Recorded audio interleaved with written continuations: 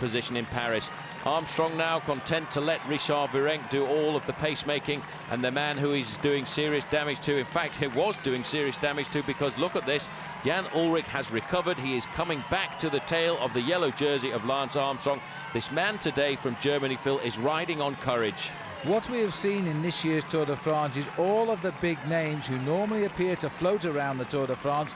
They have all been put under pressure at some time or other. Ullrich suffered on the road to Hautacam. He's clearly suffering on the Jouplan today, but he has pedalled right back to the side of Armstrong. And it shows you, no matter how great a champion you are, it hurts just as much as if you're not. Under their belt, Armstrong now is maybe going to try and put an end to that. Ullrich has come forward and he is accelerating, but the man who blew up the race today, Marco Pantani, is slipping away from the front. And look at this, it looks as though Lance Armstrong is now in a little bit of trouble here. Look at that face. This is not the face of the man who has ridden the Tour de France so far. At the bottom of the climb, Armstrong, to me, looked as though he was going to eat the field alive. He doesn't look that way anymore. Well, there was a double take there. You could just see Jan Ullrich looking over. He is probably somewhat surprised at this performance by Lance Armstrong, because earlier down the slopes he was left behind by the flying Texan, and now the tables have turned. Armstrong now is in difficulty, Phil. This is the first time we've seen any chink in his armour since the start of the Tour de France, and we're going to have to see whether or not Jan Ullrich has got any more power in his legs. I think, in fact, Armstrong has absolutely hit the wall.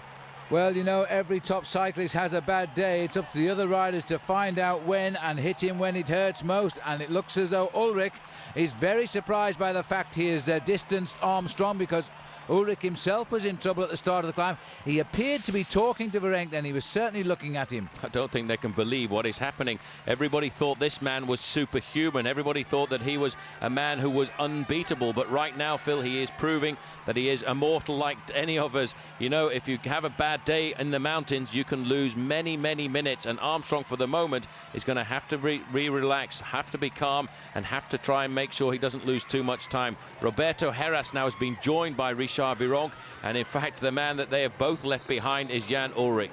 Well, we never saw the move by Virenque. He just kept the pace going. Ullrich, as far as we know, is still ahead of Lance Armstrong. But now these two are clear here, and they have seen each one of the riders alongside them systematically destroyed. So Virenque and Heras are really as free as birds now. Once over the top of the Jouplan, it's a full-on descent right down to the finishing line in Morzine. Look at this, the time difference between Ullrich and Armstrong, Phil, is almost 1 minute at the moment. Ullrich himself is very close to the two leaders, Virenque and the man from Kelme, Heras. 28 seconds is the difference between them almost at the summit. But Armstrong is losing big time today. He must not panic. He has to remember at the start of the day he was 7.5 minutes clear. Well, Virenque goes and takes out the points for the King of the Mountains, and then immediately asks Heras to come through and work. I don't think he's got much of a hope of that right now. Virenque himself is a very, very good descender. And now look at this, Paul. He's over in third place, and he's taking a bike here.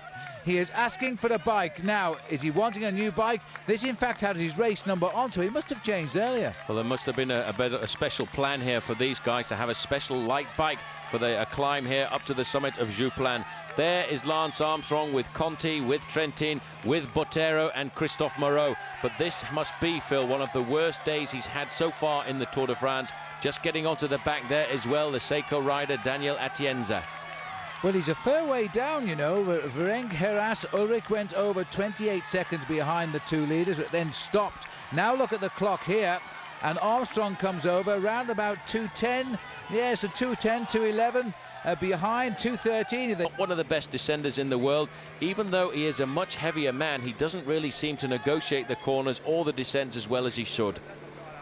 But happier days now in the Tour de France. Well, not for Robert Heras, because we've missed it. Our camera was cutting away. We are just on the run into the finish here. That was Heras on the ground at around the 2 kilometre point. Now look at the delay here.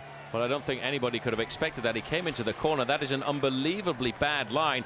Straight into the corner there, straight into the barriers. And he looks as if he's not hurt himself too much, Phil, but you can see the front wheel of that machine is absolutely useless. He has to get a new bike, but this is going to give the chance to Richard Virenque. He's done it, and he gets the victory in 5.5 hours and salutes the crowd. So he's won Les Ardennes, Côte-d'Arey in the Pyrenees. He's now added Morzine to Courchevel in the Alps. And this man here gaining time today on Lance Armstrong. He too, sadly for Heras, has picked him up. Well, he's picked up Heras, and this man is flying now. He's pulling himself closer and closer to Armstrong. He will have had good morale at seeing Armstrong suffer. He comes across the line, 24 seconds behind Virong. Right on his tail is Heras, but the important thing now there is Botero with him, Christophe Moreau as well. The man in front is Trontin, the Italian rider on Vinny Calderillo. It's already 1.5 minutes, and he hasn't got to the finishing line just yet. Well, he's still looking at around about a half minute, I think, because it's a fairway into Courchevel here. Armstrong knows that he's going to reduce his overall lead tonight. We don't know yet by about how much, but Botero has hung on to the back of these, and he has had another terrific day of racing for Kelme. He'll keep his lead in that King of the Mountains as well. Trentin has also had an excellent day out. Look at the clock. It's going to hit 2 minutes, I think. As they cross the line, it does. Armstrong will be glad that day is over. Well, he's going to have to go away from here and try and recuperate, but the day certainly belongs to Richard Virong. This man has been chasing a stage victory in the Tour de France for an awful long time, and you can see the pleasure in his face as he comes across the line. So there is the stage result. Virong ahead of Ulrich, Heras, Escartin, Belocchi. Armstrong finishing 8th and 2:01 down. That's a big loss for Armstrong. It's about 1.5 minutes plus on Jan Ulrich today. Lance Armstrong really did have a tough time, didn't he? Looking further down here, Christophe Moreau finished 9th in that same group. Marco Pantani in the end losing 13 minutes and 44 seconds, and that was a lot of time for him to lose. He started the attacking too early, it seemed. Strong. That was, without a doubt, the worst day I've ever had on a bike. We all know what it's, I think most of us know what it's like when you run out of energy and run out of food, and you, in English we say you bonk. I had a lot of emotions. I was